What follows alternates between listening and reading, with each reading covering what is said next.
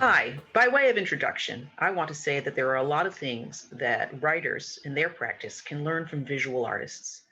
They find all kinds of creative solutions for life's difficult challenges. For instance, a master printmaker who has to teach intaglio printing, an etching process, which normally would require a printing press weighing somewhere between 500 and 1,000 pounds, has now figured out a way to teach intaglio online and asks her students to buy a small roller, a caster, literally normally needed for a desk chair, which would weigh about a half a pound, and use that as a tool instead.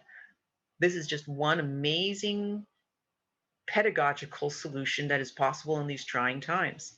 And I am going to take my notebook process and merge it with Professor Goloborotko's printmaking process, and we're going to see what happens to inspire you. Thanks for watching.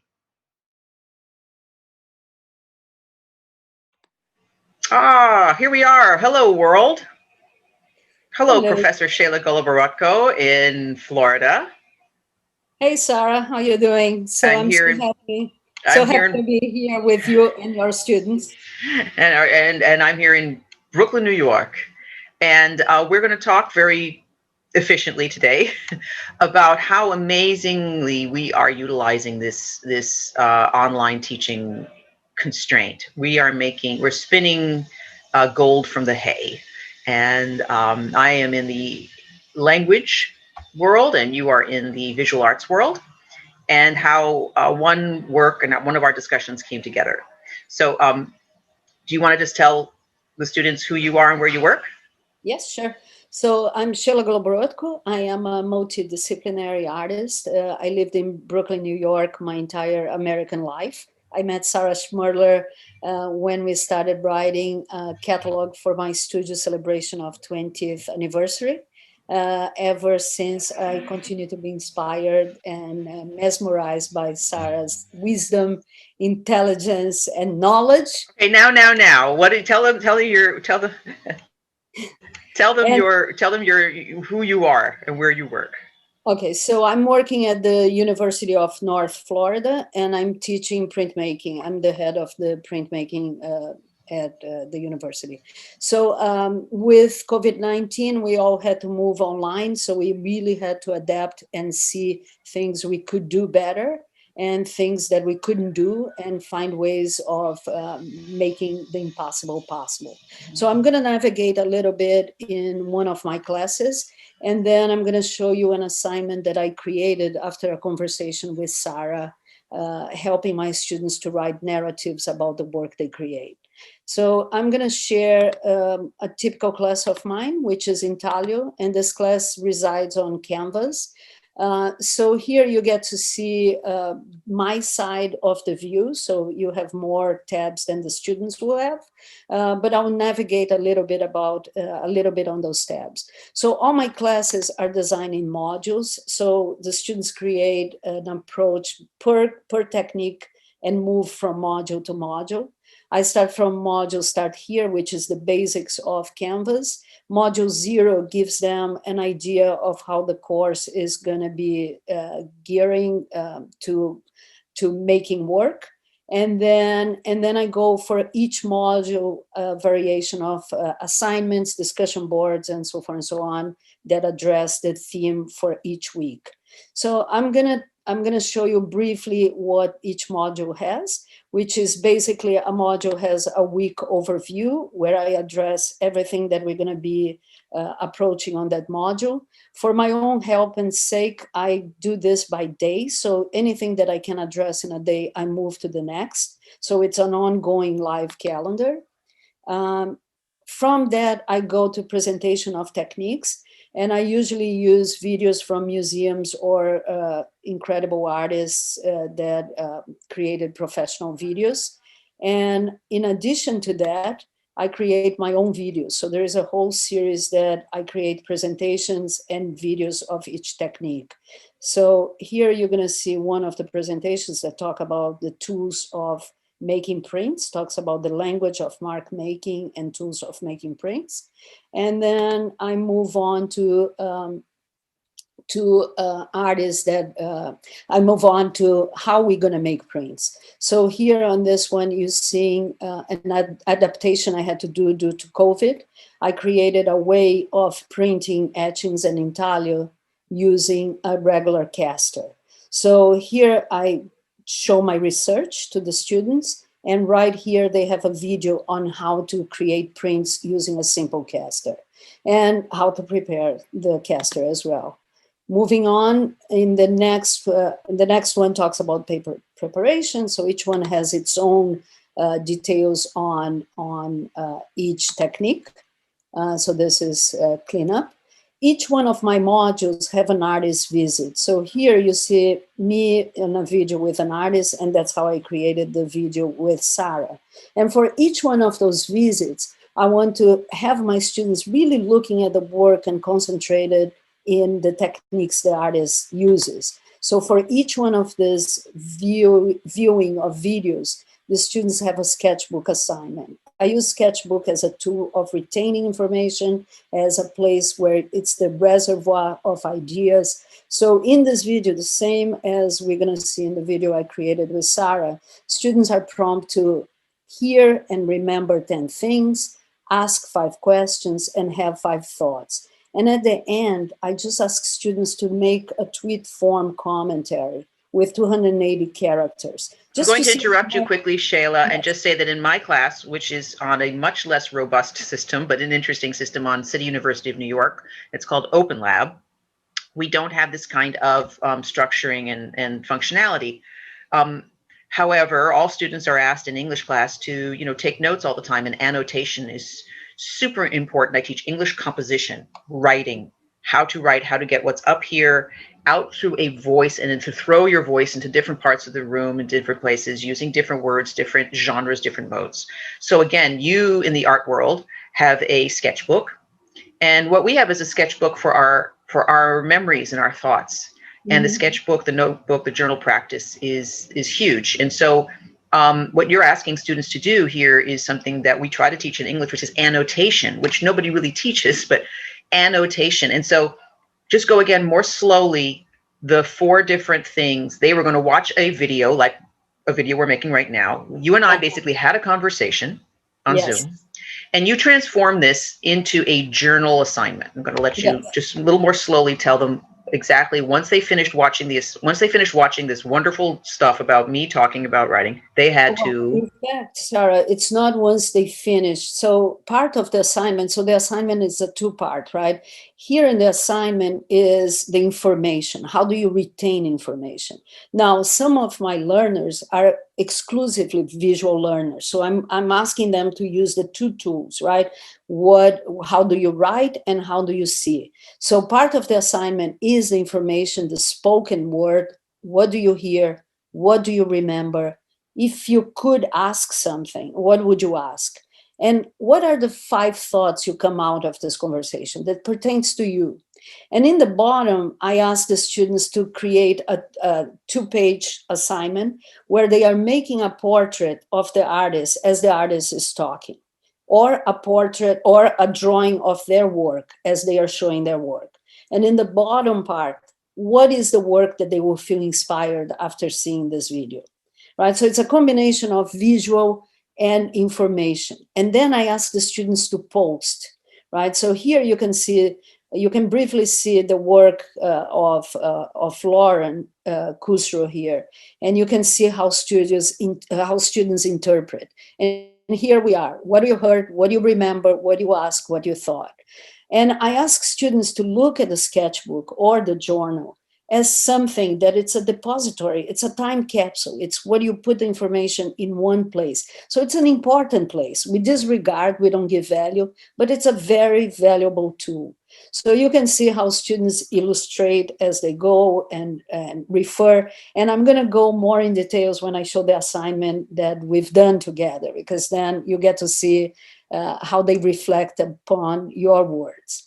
So once students are done with, I also ask students to make comments to each other, because then it creates this forum, right, of ideas. So we step out of the world of liking and disliking to contribute to our thoughts. I have another assignment for each one of the techniques, which is then a collaborative assignment. So here the students are prompted to create a collaborative presentation. And once you move to this presentation, it opens onto a Google Doc, a Google slide. And here, each one of the assignments would ask students to do something different. So in this assignment, it's very simple. It's like I want students to look at informal uses of Intaglio. So here I'm giving samples that we use in the daily life. So the students are prompted not to use anything that is fine art, but commercial art. And the reason I'm doing this is just to see how permissive it is, right? How do we have this information of mark making of Intaglio all over the place? So going back, after they collaborate on that, so it's a collective exercise, a collective research, right? So after they collaborate on that, then they are skilled to go and do some work because they went out in the world and they did some research. So now here it's the first assignment. The reason I ask them to look for images that are commercial and outside their ideas is to help students not be intimidated to create their first assignment. It's very hard to go and start scratching a plate. So go look for images that are out there. Look at Piranesi's image right here and compose your work from those collages. So here you're going to see the students doing digital collages and bringing all sources that it's not necessarily their work, just to break the intimidation of what are you going to do? It's too much responsibility, right, when we do something. So again, here this is a space I call make and share. So in the make and share, we mimic the studio table. You put all your junk, what doesn't work and what works. Because something that doesn't work will help other students collaborate with what works. And then I ask students to create a Tumblr where they capture everything, works in process, and all their thoughts and ideas. And here they start scratching the surface of the narratives, right? Some are very sophisticated digital collages, and eventually this is going to move to the plate. And here you can see how it's starting to shape on their work.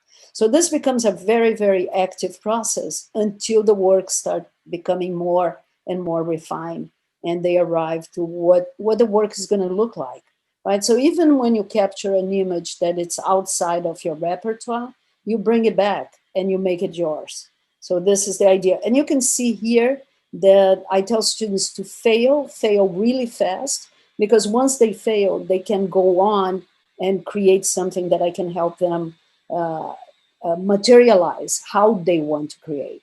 So failure is a very, very important part in our process. And I believe for writers too, it's good to fail, to write every silly idea, because then you have material to filter, right? You let it ferment and you go on. And by the way, Sheila, Professor Goloborotko, we read these so-called failures, which we call just our initial drafts or anything, out loud to each other, which is incredibly embarrassing. Oh, it's embarrassing. And very embarrassing. Important. Yeah, and you guys don't have to hear the sound of your own voice. You know, you can post it and show it. You don't have to be there. And so we have a system of giving props, giving praise or whatever for doing so, and of echoing back just things that we heard without judgment. Yeah. Because then the person gets a bit of they get validated. The fact that you took an experience out of the universe, something, your morning coffee, something you saw on the street, the view outside my window, you took something that would have evaporated into existence had you not written something down. And we don't expect that to be perfect. Well, but it's a keeping. It's a kind of a notation. And yeah, and one thing we don't realize, right? And I tell my students often, in order to get there, whatever there is, you have to step by so many other steps, right? It's part of the pathway. So it's a path, or it's a process path. And in order to get there, you can't fly. You have to walk. And every step counts, and that's what happens in this process. So show them. We don't have much time. Show them the pictures of the embarrassing pictures of me of what happened when we talked. Okay. Just like we're talking now. So what happened when we talked? You and I was like a guest lecturer in your class. Okay, so this is what happens in one of the modules. So I present Sarah talking. So it's a video that And I talked about what was it about? you talk about creating a narrative for the work you're creating, right? Creating a narrative. Okay. So this is the blog and post, right? So here the students, in fact, the one before, right? So let me show the video so you have both parts here. So here it's the artist visit with Sarah Schmerler. Little introduction for Sarah, the catalog that Sarah wrote about my studio, and here it goes. The students have to hear this video. Canvas has this very awesome tool that I can see the students how much they saw. Oh And my if I God. see any student, I know that they saw the entire video.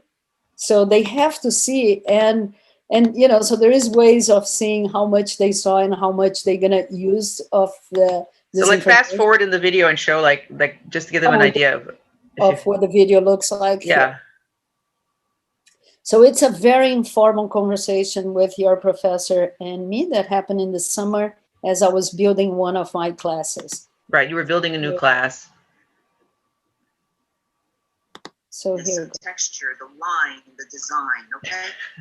Describe it to the external eye, just how it appears to the external eye, right? How its appearance.